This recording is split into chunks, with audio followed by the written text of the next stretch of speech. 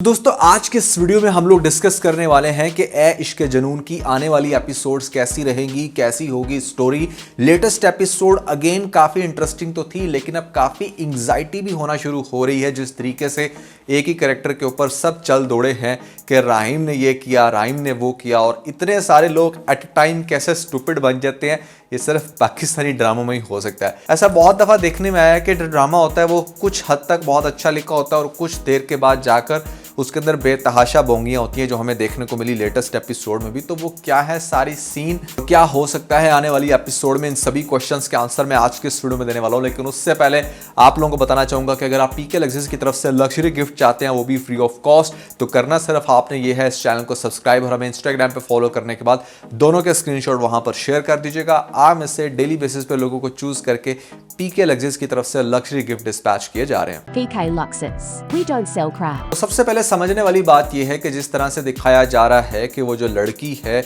उसके साथ एक वीडियो वायरल हो गई है हमारे राहिम की, जिसके ऊपर न्यूज़ चैनल बैठकर न्यूज़ चला रहे हैं कि दोनों पहले कॉलेज में साथ में पढ़ते थे, वहाँ पर इनकी इश्क में शूकी हुई। तो सोचने वाली बात यह है कि जहाँ पर एमन के पेरेंट्स इतने ज़्यादा गरीब के बाप बेचारा माजूर है या वो सही से चल नहीं सकता, कोई जॉब नहीं है, माँ जो है वो भी घर में बैठी हुई एमन की कमाई पर पल रही है, तो ऐसी कंडीशन में कैसे ये लोग अफोर्ड कर सकते थे उस कॉलेज में एमन का पढ़ाना जहाँ पर एक बिलियनर का बेटा या मिलियनर का बेटा पढ़ रहा हो। नॉर्मली कॉमन सेंस वाली बात है कि जहाँ पर अमीरों के बच्चे पढ़ रहे होते हैं, गरीब का बच्चा मुश्किल ही वहाँ पर एडमिशन ले पाए। अब आप लोग कहेंगे कि हाँ भैया उसकी स्कॉलरशिप लग गई होगी। हाँ, आप कह सकते हैं कि स्कॉलरशिप लगने के बाद आप इतने टैलेंटेड थे कि आप एक स्कूल के अंदर टीचर थे या फिर होटल में वेटर्स। खैर ये एक अलग कहानी है। अब आपको दिखाया जा रहा है कि यहाँ पर जिस तरीके से इस लड़की को इतना ज़्यादा प्रेशराइज करके, और जिस लड़की को ये भी नहीं पता कि एग्जैक्टली उस मंजर में हुआ क्या, और ये भी डॉक्टर क्लेम करते हैं कि उसकी मेंटल कंडीशन इतनी बेहतर नहीं है,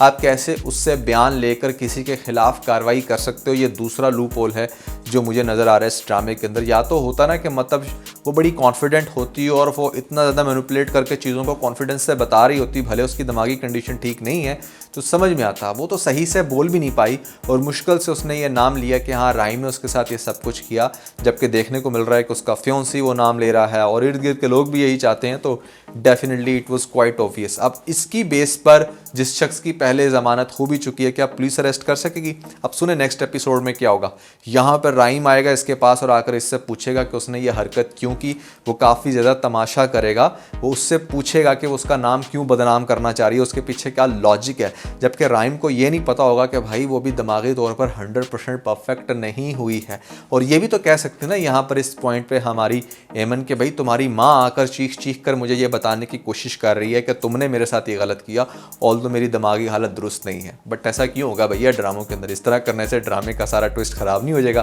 खैर होगा ये कि यहाँ पर नेक्स्ट एपिसोड में दिखाया जाएगा कि जो एमन की जो शेरोज़ की माँ है वो बड़ा दिमाग लड़ाएगी कि मामला अब काफ़ी गर्म होने वाला है। इससे पहले कि मतलब यहाँ पर राहिम कुछ करे, क्योंकि उसने प्रेस कॉन्फ्रेंस भी करनी है, वो क्या करेगी कि अपने बेटे को उसका वीज़ा शीज़ा रेडी करके पासपोर्ट थमा के मुल्क से बाहर भगाने की कोशिश करेगी। तो एन मौके पर आपको दिखाया जाएगा कि जो राहिम प्रेस कॉन्फ्रेंस कर रहा है और उसके बाद पुलिस आ रही है, और आइडली तो चाहिए कि पुलिस को जो भाग रहा है उसके ऊपर शक करे और उसको अरेस्ट कर ले, लेकिन ऐसा नहीं करने वाली, क्योंकि यहाँ पर चूंकि राहिम के ख़िलाफ़ ये सारे गवाह हैं। तो मजलूम है, उसने भी ये कह दिया कि भाई मेरे साथ राहिम ने किया, तो पुलिस राहिम को अरेस्ट करके लेकर जाएगी और सब लोग देखते रह जाएंगे। अब राहिम होगा जेल के अंदर और बाहर होगी कौन? एमन, और मुल्क से बाहर चला जाएगा शेरोज़। अब बड़ी ज़्यादा क्रिटिकल कंडीशन होगी कि मतलब इनको समझ नहीं आएगी कि क्या करें, क्योंकि बार बार ये जो थॉट्स होंगे ना ये एमन का साथ नहीं छोड़ेंगे। एमन कंटिन्यूसली अपने दिमाग पर जोर लगा रही है, सोचने की कोशिश कर रही है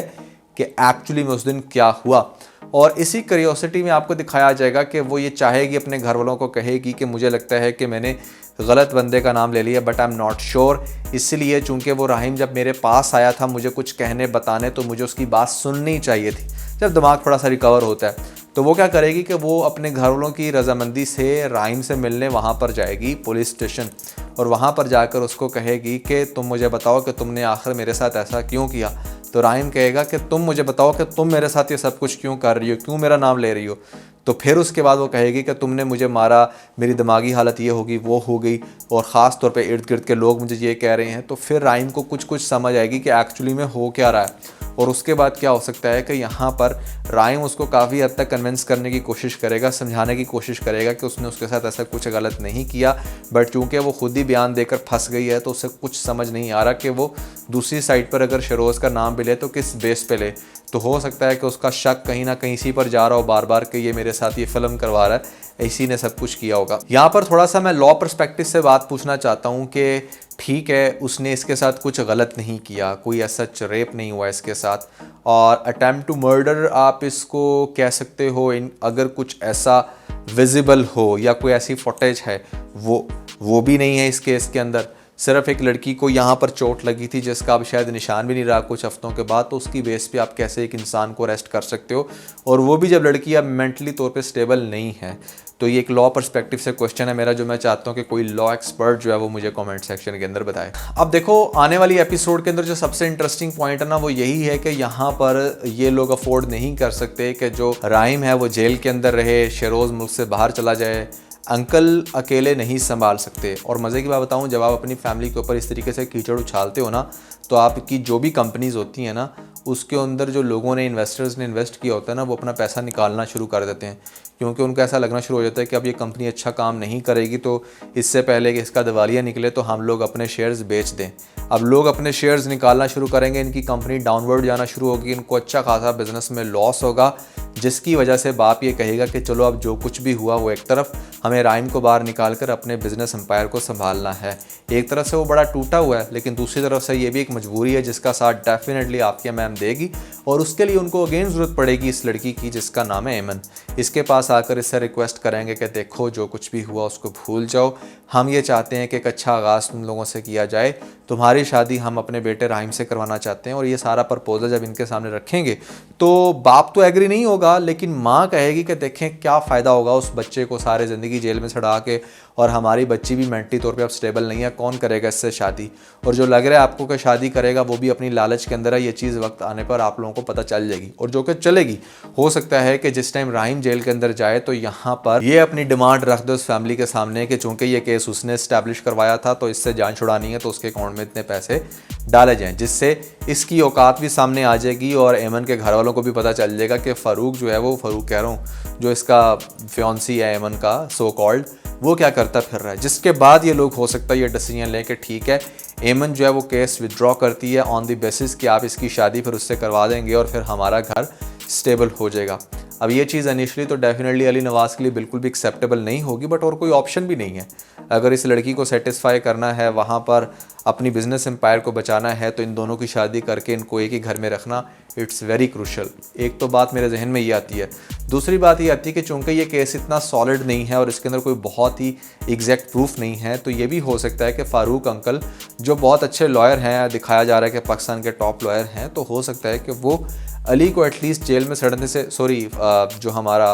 राइम है उसको जेल में सड़ने से बचा लें और जेल से बाहर निकलवा लें। और जिसके बाद आपको दिखाया जाएगा कि चूंकि एमन बहुत सफ़र कर रही होगी, तो राइम अपनी उस बेस के ऊपर उससे पूछेगा और उससे वो सारी बात करेगा, और शायद फिर उसके साथ आगे जाकर, चूंकि माहीन उसके अंदर बिल्कुल भी चूंकि इंटरेस्ट नहीं लेगी और उसके ऊपर वो उसने चीटर का धब्बा लगा दिया है, तो हो सकता है कि to know the exact truth यहाँ पर राहिम ये स्टेप लेकर ठीक है वो अब उसका सहारा बनना चाहता है और उसको अपनी ज़िंदगी में लाना चाहता है, जो कि शुरू में बड़ा खुश होगी हमारी ये जो एमन है, बट आगे जाके राहिम का बिहेवियर उसके साथ ठीक नहीं होगा। इसके चांसेस कम है, जो मैंने पहले प्रेडिक्शन दी है उसके चांसेस ज़्यादा हैं, क्योंकि एक ही घर में आपको आगे बहुत सारे ऐसे वीडियोस देखने को मिलेंगे जहाँ पर डेफिनेटली ये शरोज़ फिर मुल्क से बाहर से वापस आएगा और जब आकर देखेगा कि यहाँ पर अब जो एमन है वो एक्चुअली में उसकी भाभी बन चुकी हैं, जिसको ये जान से मारना चाहता था, तो वो काम बड़ा ख़राब होगा। और उससे भी ज़्यादा ख़राब काम ये हो जाएगा कि जो माहीन थी ना वो इतना जल रही है, परेशान है, तो जो उसका बाप है वो कहेगा कि देखो हमारी बिज़नेस डील तब इस्टेब्लिश हो सकती है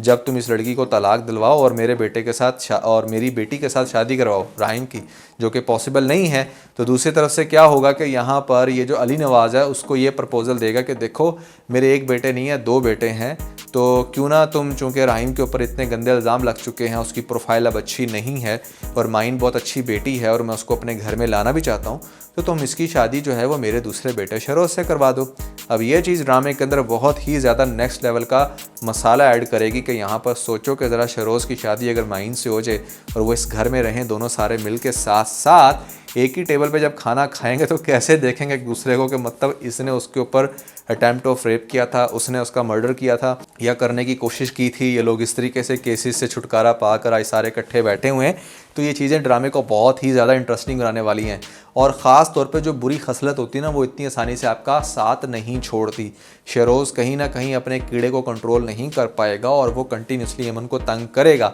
और बार बार तंग करेगा, जिसकी वजह से आगे जाकर ये एक्सपोज होगा। एट द एंड जो बुरा होगा वो डेफिनेटली शरोज़ के साथ ही होगा और इसकी जो माँ है उसका भी ट्रू फेस सबके सामने आएगा। ये चीज़ ज़्यादा तक छुपी नहीं रहेगी, बट पॉइंट इज़ के किस तरीके से ये लोग दिखाते हैं, कैसे ड्रामे को प्रेजेंट करते हैं, ये एक बहुत बड़ा क्वेश्चन मार्क है। So that was everything about this latest review. I hope कि आप लोगों को स्टोरी कैसे आगे से चलने वाली है मज़ीद क्लैरिटी होगी। क्या चीज़ आपको इस ड्रामे की इंटरेस्टिंग लग रही है, कैसी स्टोरी लग रही है, कॉमेंट्स के अंदर मुझे ज़रूर बताइएगा। और ख़ास तौर पर अगर आप लोगों ने हमारा लेटेस्ट व्लॉग नहीं देखा तो ऊपर आपको लिंक मिल जाएगा, जल्दी से लिंक पर क्लिक करके वीडियो देख के अपना फीडबैक मुझे ज़रूर दीजिएगा।